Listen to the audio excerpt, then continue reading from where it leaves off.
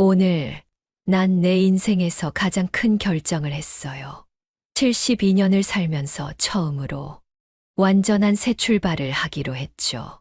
지하철역 벤치에 앉아 있는 저는 막 도착한 문자 하나를 읽고 있었어요. 어머니, 어디로 가신 거예요? 돈은 왜 보내신 거고? 제발 연락 좀 해주세요. 이제야 연락이 오는구나. 벌써 일주일이 지났는데 문자를 지워버리고 한숨을 내쉬었어요. 제 통장에 남은 돈은 이제 23만 원. 그래도 이상하게 마음은 편했어요. 제가 어떻게 이런 선택을 하게 됐는지 처음부터 천천히 들려드릴게요. 우리 모두의 이야기가 될 수도 있으니까요. 한 달 전으로 돌아가 볼까요? 시골에서의 마지막 밤이었죠. 잠들기 전 창문 너머로 보이는 달을 바라보며 생각했어요. 드디어 외롭지 않을 거야. 30년 전 갑작스러운 사고로 남편을 잃고 혼자 현수를 키웠어요. 허리가 휘도록 일했죠. 밭일도 하고 장사도 하고. 그래도 현수가 엄마하고 부를 때면 모든 게 행복했어요. 그 작은 목소리에 하루의 피로가 싹 가셨죠. 서울 유명대학에 합격했다는 소식을 들었을 땐 밤새 울면서 기뻐했어요. 우리 현수가 잘 될 거란 걸 알았거든요. 그리고 정말 그렇게 됐어요. 좋은 회사에 취직하고 예쁜 색시도 만나고. 하지만 세월이 흐르면서 현수의 연락은 점점 뜸해졌어요. 명절 때도 회사가 바빠서 라며 못 온다고 하고 전화도 한 달에 한 번 올까 말까. 그러다 올해 초 갑자기 찾아온 외로움과 두려움. 텅 빈 시골집에서 혼자 늙어가는 게 무서워졌어요. 밤마다 가슴이 턱턱 막히고 숨쉬기가 힘들었죠. 이웃집 영순이네처럼 갑자기 쓰러지기라도 하면 누가 알아줄까. 용기를 내서 현수한테 전화를 걸었어요. 여보세요, 현수야. 어머니, 무슨 일이세요? 문득 떠오르네요. 내가 언제부터 엄마가 아닌 어머니가 되었을까. 서울에서 같이 살면 어떨까 해서. 한참의 침묵, 조화기 너머로 들리는 한숨 소리에 가슴이 철렁 내려앉았어요. 며느리하고 상의해 볼게요. 일주일을 기다렸어요. 하루하루가 1년 같았죠. 그러다 드디어 현수한테서 연락이 왔어요. 어머니, 올라오세요. 짐을 꾸리면서 마음이 떨렸어요. 30년 넘게 살았던 집인데 가져갈 게 고작 옷 몇 벌이라니. 사진 앨범을 넣으려다가 그만뒀어요. 현수네 집에 짐이 많으면 방해될 것 같아서. 기차를 타고 서울로 가는 길. 창밖으로 스쳐 지나가는 풍경이 하나둘 도시의 모습으로 바뀌어 갔어요. 높은 빌딩들이 보이기 시작하자 가슴이 두근거렸죠. 옆자리 아주머니가 제 표정을 보더니 물어보시네요. 서울 처음 가보세요. 아니요. 아들이랑 같이 살게 됐어요. 아이고, 좋으시겠어요. 자식 복이 있으시네. 그래요. 전 복이 있는 사람이에요. 우리 현수는 효자였으니까요. 앞으로는 매일 아침 현수 얼굴도 보고 손주랑 놀아주고 생각만 해도 입가에 미소가 절로 번졌어요. 서울로 향하는 기차 안에서 이것저것 상상의 나래를 펼쳤죠. 주말엔 다 같이 공원도 가고 저녁엔 손주 숙제도 봐주고 명절이면 며느리랑 같이 음식도 하고 창밖으로 서울의 풍경이 가까워질수록 설렘도 커져갔어요. 이제 새로운 인생이 시작되는 거예요. 더 이상 외롭지 않을 거예요. 가족들과 함께 따뜻한 시간을 보낼 수 있겠죠. 멀리 서울역이 보이기 시작했어요. 이제 곧 현수를 만나겠네요. 아들과 함께하는 새로운 삶. 얼마나 행복할까요? 서울역에 도착하자마자 느꼈어요. 뭔가 다르다는 걸. 어머니, 짐 많으세요? 마중 나온 현수가 건네는 첫 마디였어요. 안아주고 싶었는데 현수는 제 집만 봤더니 앞서 걸어가네요. 뒷모습이 낯설어 보였어요. 허리를 꼿꼿이 펴고 걷는 모습이 어쩜 이렇게 남남 같을까. 지하철을 타고 한참을 가는 동안 현수는 휴대폰만 들여다봤어요. 높은 빌딩들이 신기해서 이것저것 물어보고 싶었는데 말을 걸기가 어려웠죠.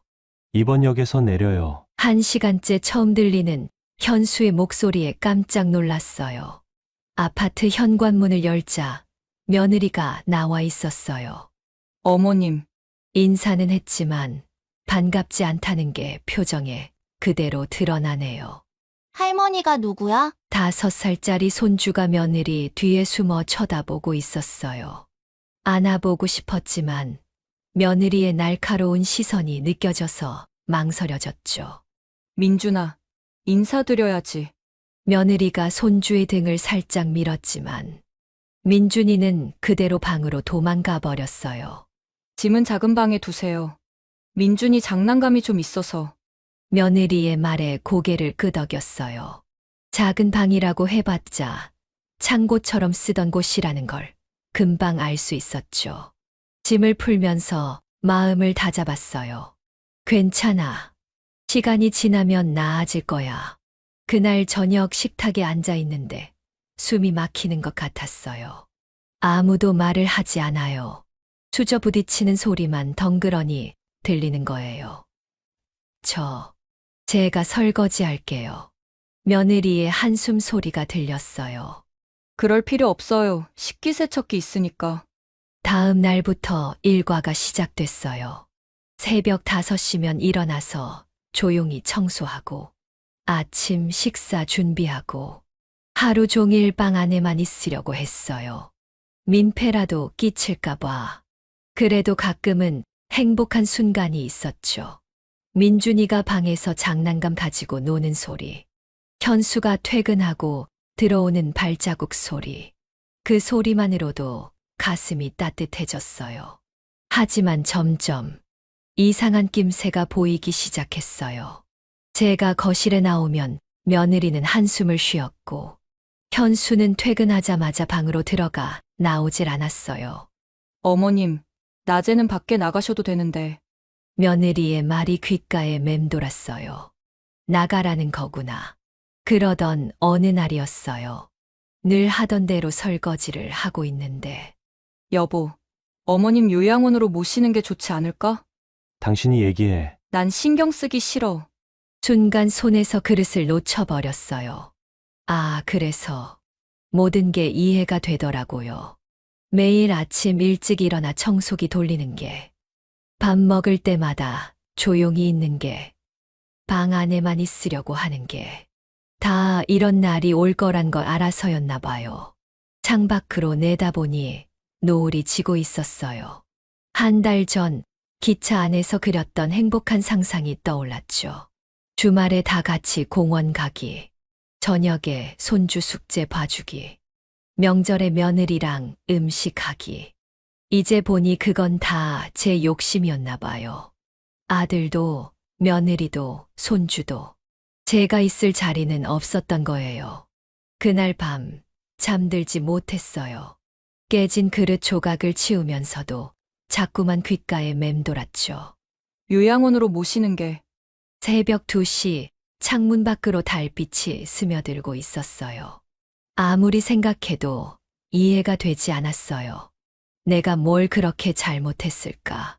벽 너머로 들리는 민준이의 자그마한 숨소리. 저 손주도 이제 다시는 볼 수 없게 되는 걸까? 요양원, 텔레비전에서 봤어요. 하얀 가운 입은 간호사들이 휠체어 밀어주는 모습. 아무도 찾아오지 않는 할머니들이 멍하니 앉아있는 모습. 난 아직 그렇게 되지 않았는데, 밥도 혼자 잘 먹고, 걸어 다니는 것도 문제 없고, 청소도 빨래도 다 할 수 있는데, 어쩌면 내가 너무 열심히 한 게 잘못이었을까. 아침 일찍 청소기 돌리는 게, 끼니 때마다 밥상 차리는 게, 며느리 일을 너무 뺏어버린 걸까. 잠들지 못한 채로 새벽이 밝아왔어요.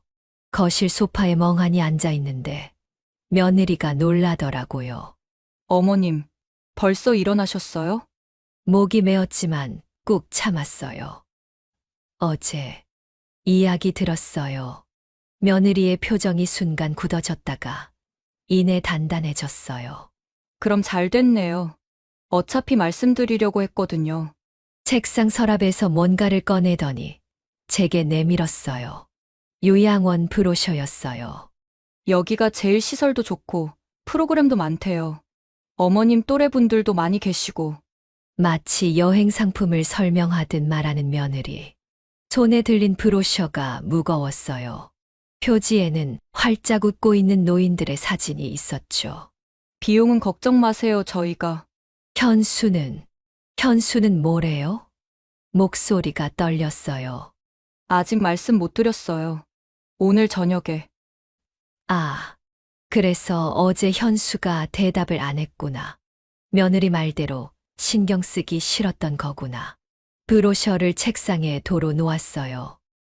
제가 방해가 많이 됐나 봐요. 어머님, 그게 아니라. 며느리가 뭐라고 더 말하려는데 민준이가 울음소리를 내며 깼어요. 엄마, 먼저 가보세요. 제 말에 며느리는 천천히 고개를 끄덕이더니 민준이 방으로 향했어요. 식탁에 혼자 앉아 찬물 한 잔을 마셨어요.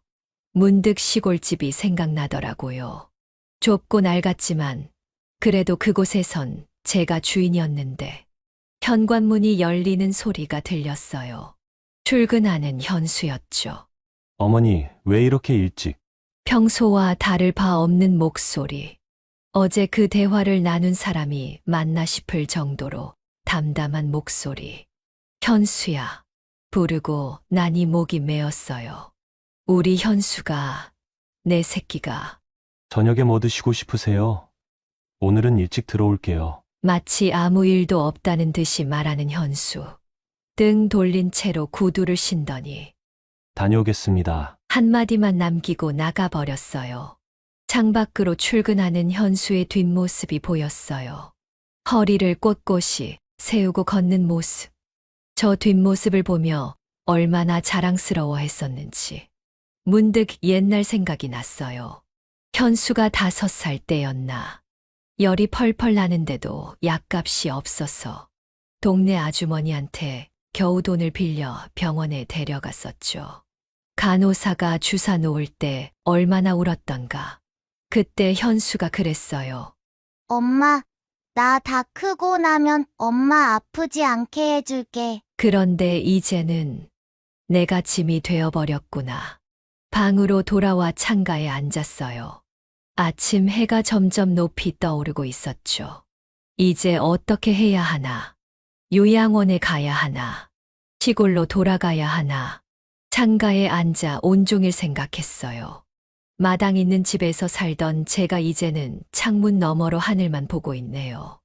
문득 통장 잔고가 궁금해졌어요. 시골 땅 팔고 남은 돈이 조금 있었거든요. 며느리 말대로 요양원에 가려면 비용이 얼마나 들까? 휴대폰으로 은행 앱을 열었어요. 5,742만 원. 평생 모은 돈이에요. 남편 병원비 내고 현수 대학 등록금 내고 남은 돈. 이 돈이면 요양원에서 몇 년은 살 수 있겠죠. 하지만 발걸음 소리가 들렸어요. 현수가 퇴근하고 돌아왔나 봐요. 어머니, 저희가 할 말이 있어서. 며느리가 조심스럽게 말을 꺼냈어요. 옆에 선 현수는 고개를 숙인 채로 말이 없었죠. 알아요. 제가 먼저 입을 열었어요. 요양원, 이야기하려는 거죠. 어머님, 며느리의 눈이 잠시 흔들렸어요. 하지만 이내 단단한 목소리로 말을 이었죠. 내 어머님도 아시다시피 저희 집이 좁고, 민준이도 이제 학원도 다녀야 하고. 현수는 여전히 고개를 숙인 채였어요. 저는 천천히 일어나 방으로 향했죠. 어머니, 이야기를. 며느리가 다급히 부르는 소리가 들렸어요. 더 할 이야기 없잖아요. 돌아서서 며느리를 바라봤어요. 며느리 말이 다 맞아요. 내가 있을 자리가 아니라는 거. 잠시 정적이 흘렀어요. 현수가 드디어 고개를 들었네요. 어머니, 저희가 알아본 요양원이 있는데. 현수야. 아들을 똑바로 쳐다봤어요. 내가 정말 그러고 싶은 거야? 현수의 눈이 흔들렸어요. 어릴 때 거짓말하다 들켰을 때처럼. 하지만 이번엔 달랐어요. 죄송합니다. 이게 현수가 할 수 있는 전부였나 봐요. 방으로 들어와 짐을 꾸리기 시작했어요. 한 달 전 이 방에 짐을 풀 때는 이렇게 금방 다시 싸게 될 줄 몰랐네요. 옷장을 열었어요. 한 달 동안 꺼내보지도 못한 옷들이 그대로네요. 다들 서울에서 입기에는 너무 촌스럽다고 해서 서랍 안에 있던 통장을 꺼냈어요. 그동안 모아둔 돈을 보며 생각했죠. 이제 나를 위해 써야 할 때인가 봐. 창밖을 보니 해가 저물고 있었어요. 민준이가 학원에서 돌아올 시간이네요. 마지막으로 한 번만 안아보고 싶은데 손주 얼굴을 한 번 더 보고 싶었지만 며느리 눈치가 보여서 방에서 나가지 못했어요. 대신 작은 쪽지를 써서 민준이 가방에 몰래 넣어두기로 했죠. 우리 민준아, 할머니는 잠시 먼 곳에 다녀와야 해. 아프지 말고 밥 잘 먹고 엄마 아빠 말씀 잘 들어야 해. 사랑한다. 창가에 기대어 서서 마지막으로 이 집을 둘러봤어요. 한 달이란 시간이 이렇게 짧을 줄이야. 그때 쪽지를 보던 며느리가 방으로 들어왔어요. 어머님, 저희가 너무 갑작스럽게. 손을 들어 며느리의 말을 막았어요. 괜찮아요. 며느리 말이 다 맞아요. 잠시 망설이더니 며느리가 말했어요. 요양원은 정말 좋은 데예요. 저희가 알아봤는데. 고마워요. 제 말에 며느리가 놀란 듯 쳐다봤어요. 이제 제가 알아서 할게요. 짐을 다 싸고 나니 해가 완전히 저물어 있었어요. 휴대폰을 열어 은행 앱을 다시 켰죠. 계좌이체. 받는 사람 김현수. 금액 5천만 원. 마지막 애미 노릇이라고 생각하렴. 전송 버튼을 누르는 순간 어쩐지 마음이 홀가분해지는 것 같았어요. 이제 정말 자유로워진 걸까요? 그날 밤 잠들지 못했어요. 며느리와 현수는 제가 요양원에 순순히 가기로 했다고 생각하는 것 같았죠. 하지만 전 다른 결정을 했어요. 새벽 4시 조용히 일어났어요. 매일 하던 것처럼 부엌으로 향했죠. 마지막으로 우리 가족의 아침 식사를 준비하고 싶었어요. 냉장고를 열어보니 현수가 어릴 때 제일 좋아하던 오징어, 무국 재료가 있네요. 된장찌개를 끓이려다가 마음을 바꿨어요. 이제 마지막인데 현수가 좋아하는 걸로 해야죠. 식탁에 음식을 하나둘 차려놓으며 생각했어요. 30년 전 남편이 갑자기 떠났을 때 그때도 이렇게 홀로 부엌에 서서 끝없이 울었던 것 같아요. 국이 끓는 동안 민준이 도시락도 준비했어요. 요즘 민준이가 좋아하는 게 뭔지는 잘 모르지만 할머니의 마지막 정성이라고 생각하고 한 번쯤은 맛있게 먹어주겠죠. 식탁 위에 편지 한 장을 놓았어요. 현수야, 엄마는 간다. 내 인생의 짐이 되기 싫구나. 돈은 보냈으니 요양원 걱정은 하지 마라. 나도 이제 내 삶을 살아보려고 한다. 그동안 미안했다. 엄마가 짐을 들고 민준이 방 앞에 섰어요. 문을 조용히 열었죠.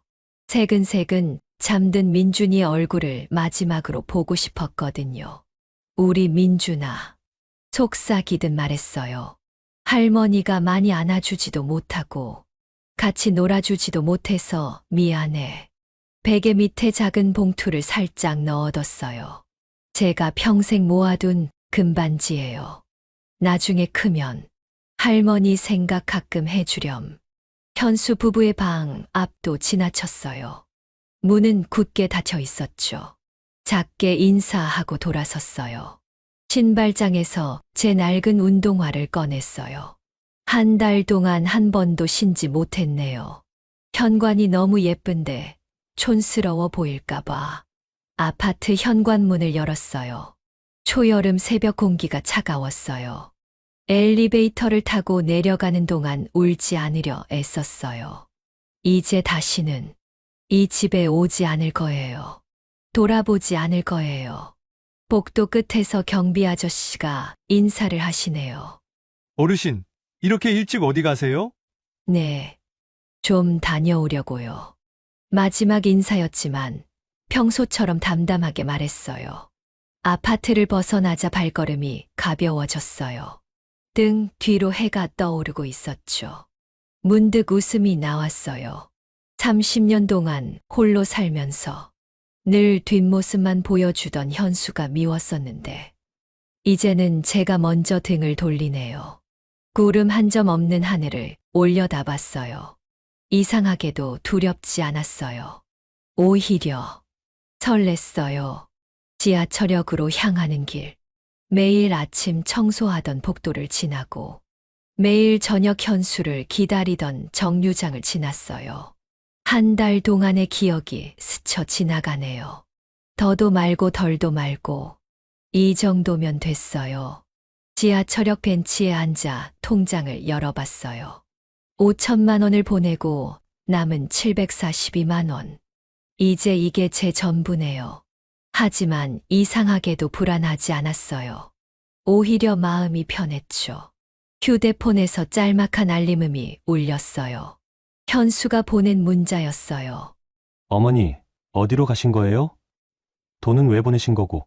제발 연락 좀 해주세요. 읽고 나서 휴대폰을 지갑 안에 넣었어요.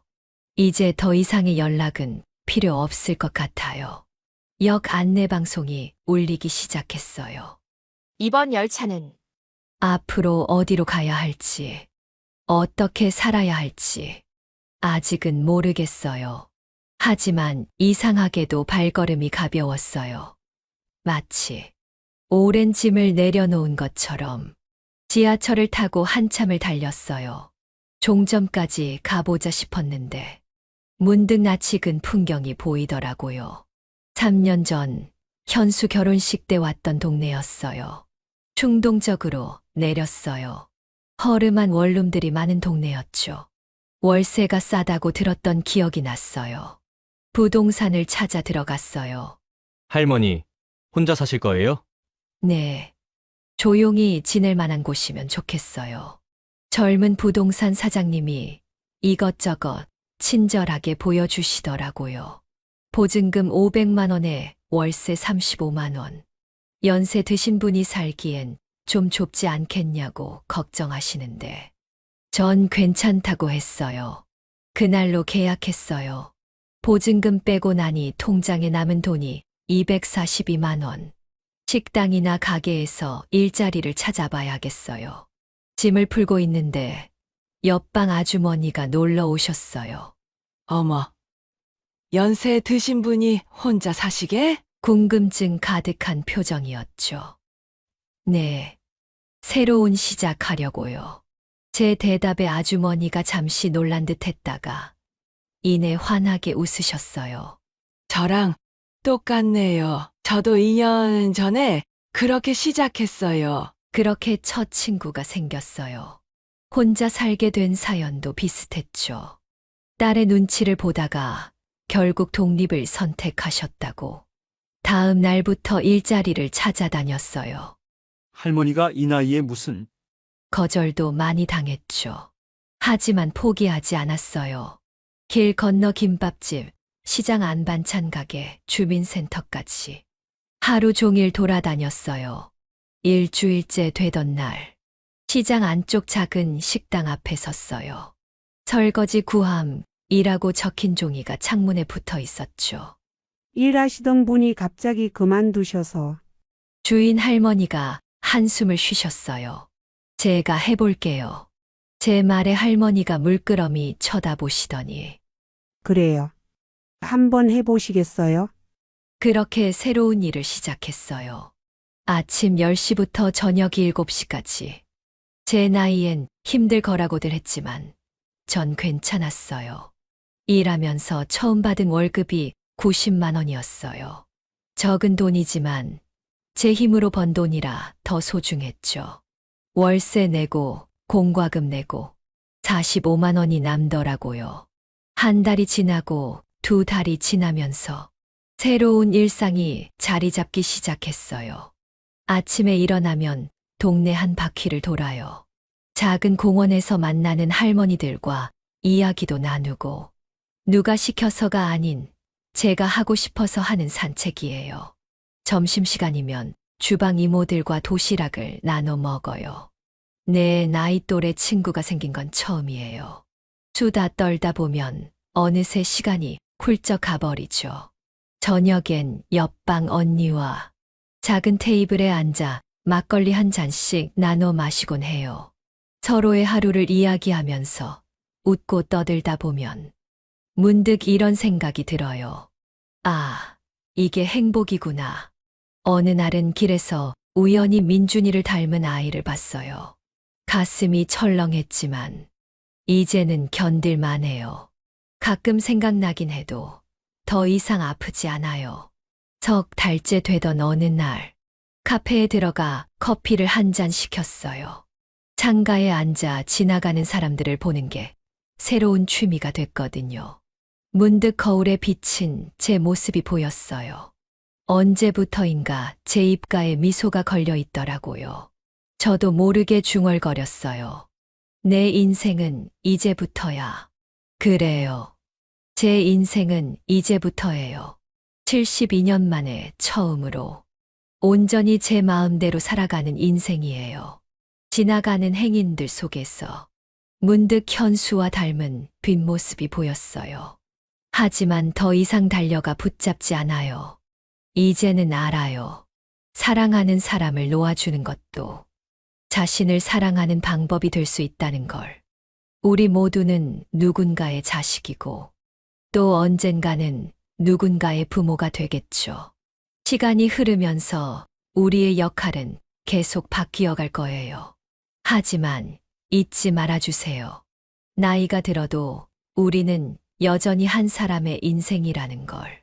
새로운 시작은 언제나 가능하다는 걸. 제 이야기가 마음에 와닿으셨다면 좋아요와 구독으로 응원해주세요. 그리고 여러분의 이야기도 댓글로 들려주세요. 창밖으로 노을이 지고 있어요. 주황빛 하늘이 참 예쁘네요. 내일은 동네 주민센터에서 스마트폰 강좌가 시작되는 날이에요. 새로운 도전이 기다리고 있죠. 이제는 두렵지 않아요. 제 인생의 새로운 챕터가 시작됐으니까요.